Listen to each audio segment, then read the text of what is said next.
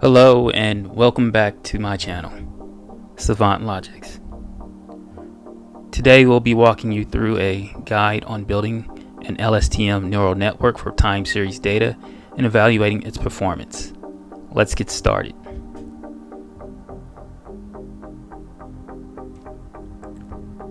First, we'll import the necessary libraries and the modules such as TensorFlow,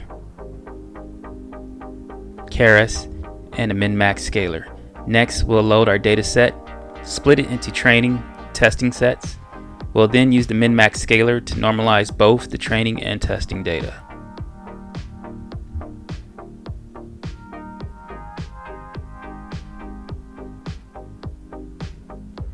Here, we import our CSV file.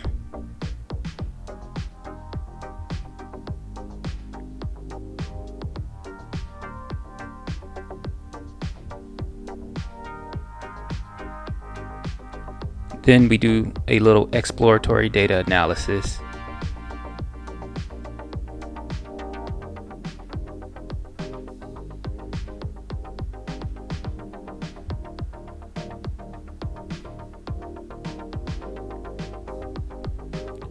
We next cut out what we don't need. Right now we only want the cell amount column.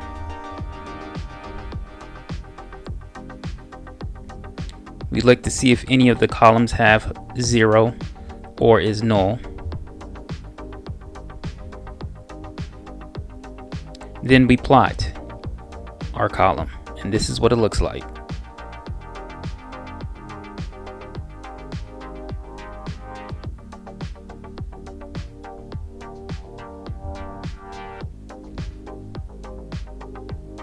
Here we put 180 points, data points, to take a look at.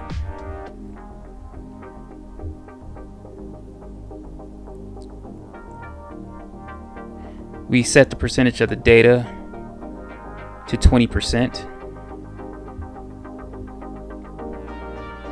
We use that 20% to find the length of the data set.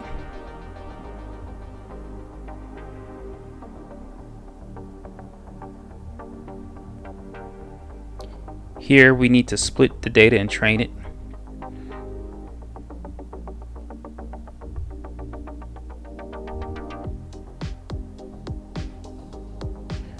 The testing data set starts at this index.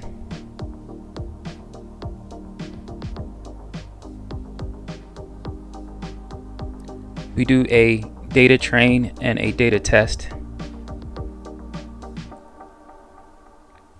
So the training data set, all the indices from the start to the split index, excluding the split index, and then all the indices from the split index minus the length, which is 180, to the end of the data frame, the split index. This is what we'll use to predict the first data point of the data test.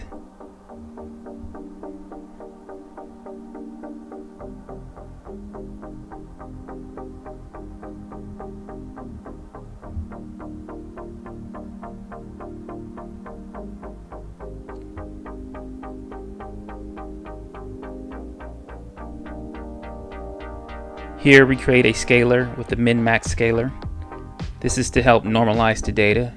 So basically, put the data points between 0 and 1.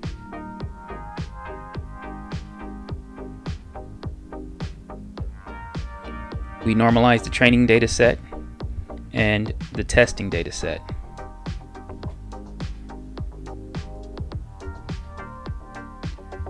Now we'll create a time series generators for our normalized data, producing a time series batches for training and testing our model. We'll use a length of 180 and a batch of 64 for training, while the testing generator will have a batch size of 1.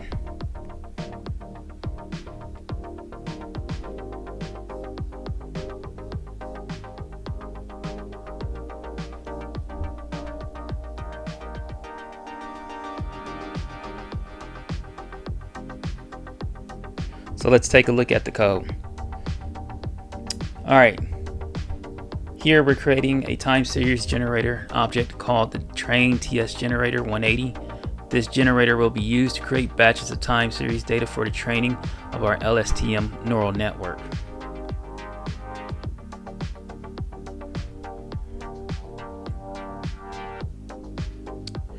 This will have a batch size of 64, meaning the generator will produce batches containing 64 sequences of time series data each. This is a common technique in deep learning, as it allows the model to be trained on smaller subsets of the data set, making it more computationally efficient and allowing for better generalization.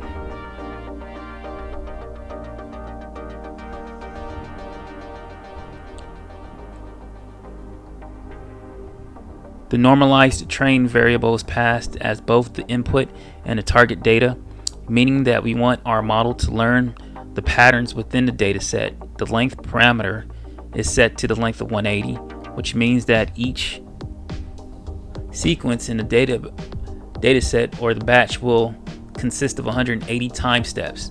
This parameter defines the size of the sliding window used by the generator to create sequences.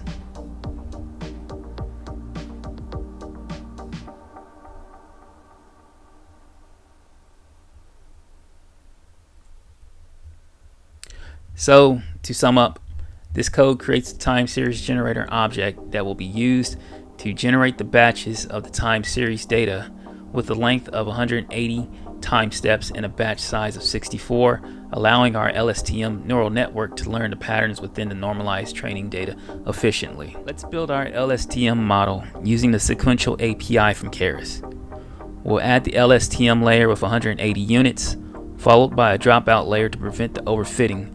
We'll then add two more LSTM layers with 120 and 60 units respectively, each followed by a dropout layer. Lastly, we'll add a dense layer with a single output neuron. We'll compile the model using the Atom optimizer and the mean squared error loss function. Now let's dive into the code that builds our LSTM neural network model. We start by defining the number of input features with the variable n feature, which is set to 1. This means that we have one input value per time step in our time series.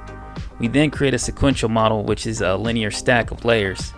Next, we add the LSTM layer with 180 units in a rel_u activation function.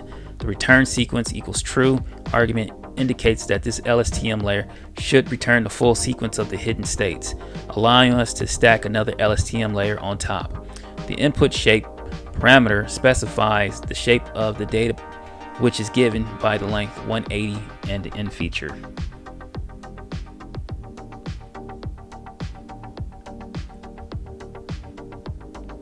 Following the first LSTM layer, we add a dropout layer with a rate of 0.3. This layer randomly sets a fraction of the input units to 0 during the training, which helps prevent overfitting by introducing some noise into the model.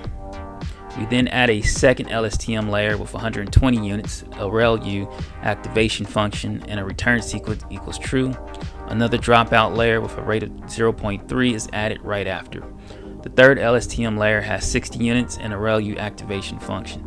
Notice that we don't use the return sequences equals true here, as this is the last LSTM layer in the model, and we only need the final hidden state. Finally, we add a dense layer with a single output unit. This layer will produce the predicted output value of each input sequence.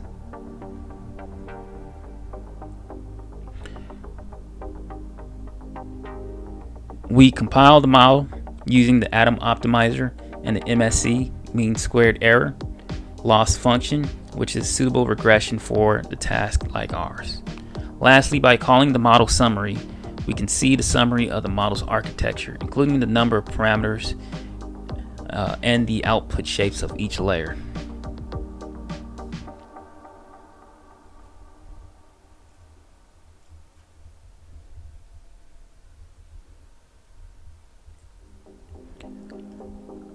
With our model ready, we train it on the pre-processed data using the fit generator method with 50 epochs. We'll visualize the training loss curve to understand how our model performs over time.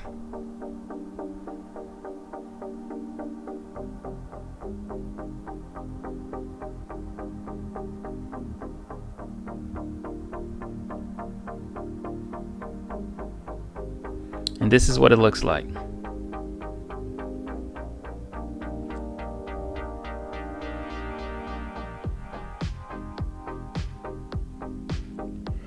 To evaluate our model's performance, we'll first generate predictions for both the training and testing data sets. We'll then calculate the mean squared error, MSE, for both sets, which serves as an indicator of the model's accuracy. Finally, we'll plot the actual data and the model's predictions to visualize how well our LSTM neural network can predict time series data.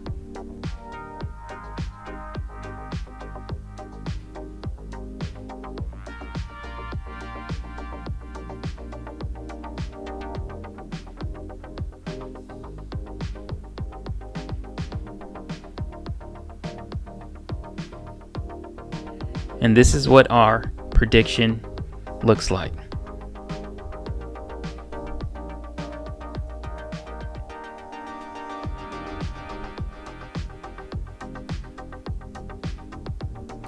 And there you have it.